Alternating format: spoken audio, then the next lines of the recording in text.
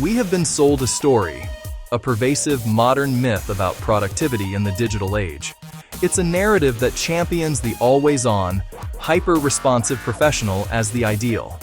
This story insists that to be effective, we must be constantly available, always connected, and ready to pivot at a moment's notice. We've come to believe that juggling multiple tasks, conversations, and projects simultaneously is a sign of high performance. We see these glowing red badges and believe they help us stay on top of our responsibilities, that they represent our importance and our engagement. They offer a seductive illusion of control.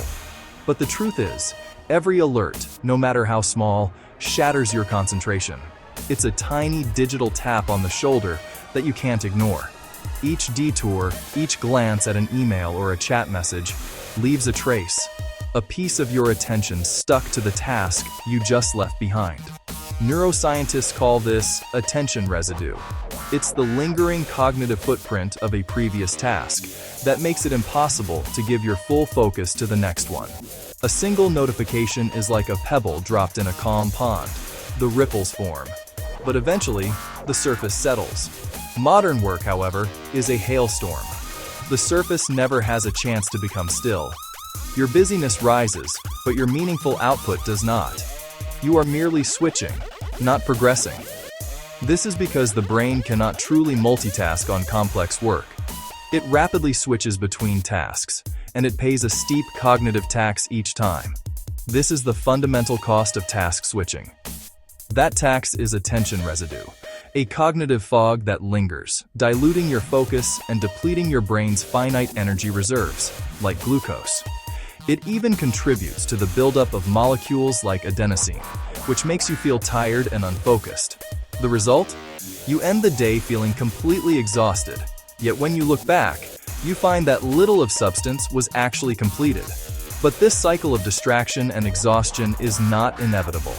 It is a broken system, and any system can be redesigned. The solution begins when you first understand the science of your own focus. Only then can you change the rules of the game. Every ping, every notification is a cognitive cost, and these costs compound relentlessly. In the chapters ahead, I will show you the science-backed protocol to stop this drain, reclaim your energy, and rescue your focus for good. Your brain runs on energy. The prefrontal cortex, your mind's CEO, powers planning, decision-making, and focus. More specifically, two key regions are at play. The dorsolateral prefrontal cortex, which holds your current task's rules in mind, and the anterior cingulate cortex, which acts as a conflict monitor, flagging when your attention is pulled in competing directions. This executive control network is incredibly demanding. While the brain is only 2% of your body weight, it consumes 20% of your body's energy. The prefrontal cortex, in particular, is a hotspot of this activity. It relies on a constant, steady supply of its primary fuel to function. Its high-octane fuel is glucose, delivered through a process called oxidative glucose metabolism. Without it, the intricate machinery of executive control simply cannot run. Every alert hijacks this system, initiating a costly micro-interruption cycle. First, there's the orienting response. Your brain automatically turns toward the new stimulus. Then, your prefrontal cortex must perform a task set reconfiguration, loading the new context and rules associated with the interruption. It disengages, orients, assesses, and decides. Each of these micro-decisions burns a measurable sip of glucose. This is the glucose drain. One alert is trivial, but dozens or hundreds create a steep slope into afternoon fatigue as the milliseconds of switch cost accumulate into minutes, then hours of lost productivity. Each ping, preview, and chat bubble withdraws from this finite energy account. By midday, you feel spent and foggy, without any significant physical exertion. Your cognitive signal-to-noise ratio plummets. Recovery is not instantaneous. Attention residue and energy debt delay your return to peak focus. Regaining deep concentration can take many minutes after just a single significant interruption. Surprise alerts also trigger a micro-stress response, releasing cortisol and adrenaline, which nudges your brain toward a state of hypervigilance. constantly scanning for the next threat or reward. Soon, the mere sight of a red badge becomes a conditioned cue. Your brain begins to crave the novelty hit it promises. Novelty wins. Deep focus loses. Your neural circuits literally adapt to prefer fast, shallow switching over sustained concentration. To reverse this, you must manage your brain's energy budget and the digital cues that constantly rate it.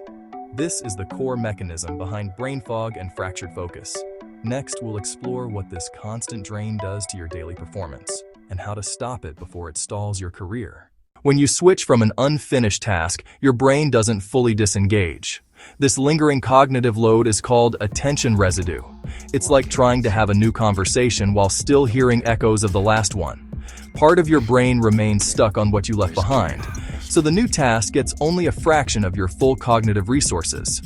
This isn't just a feeling, it's a measurable deficit. Your working memory, the very scratchpad you use for active thinking, becomes cluttered with the goals and details of the previous task. This is related to the Zeigarnik effect, where the mind's tension to complete a task keeps it active in your memory. But with attention residue, that tension actively degrades your performance on the thing you do. The immediate consequences are severe. Your processing speed slows dramatically. Your rate of errors climbs. The quality of your output inevitably drops. You're operating with a handicapped intellect. Our modern work environment is an engine for producing this residue. Open offices, always-on chat platforms, and the constant lure of a smartphone within reach create a perpetual state of interruption.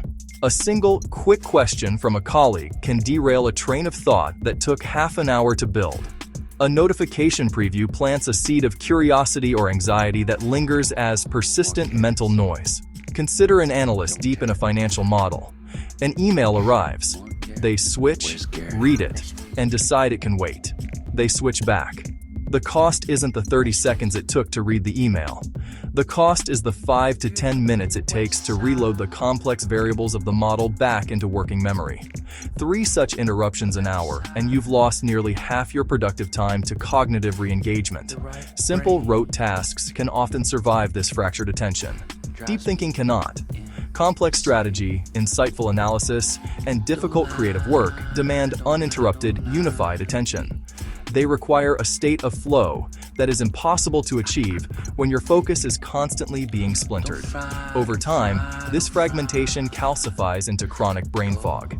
You feel perpetually busy, but rarely effective.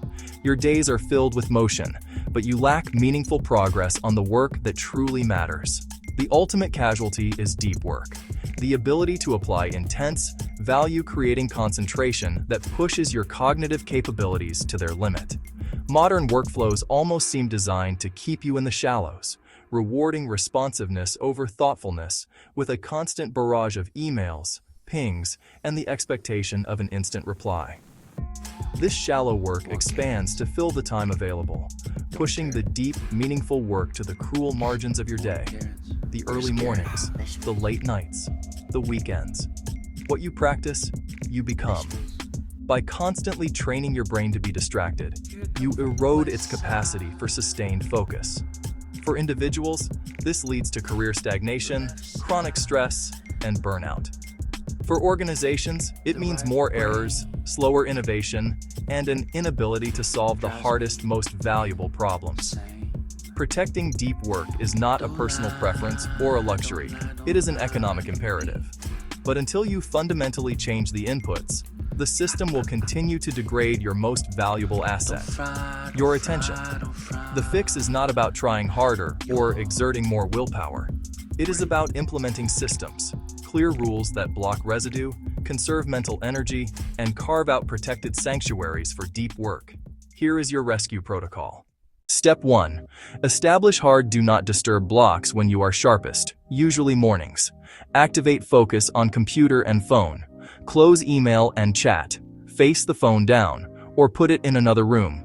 Communicate your focus windows, emergencies only. This foundation protects deep work. Step 2. Batch communications. Check email and chat in defined windows. Process completely during those windows.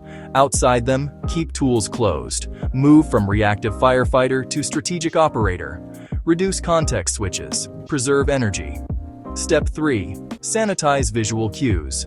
Disable notification badges except for essentials. Turn off banners and previews. Remove temptations. Minimize attention residue. The less you are prompted, the less you check. Clarity strengthens. Start small. Protect one 60-minute block tomorrow. Silence email and phone. Do the single most important task. Notice the clarity. Notice the quality. Notice what is absent. The fog. This is about more than productivity. It is about the quality of your life.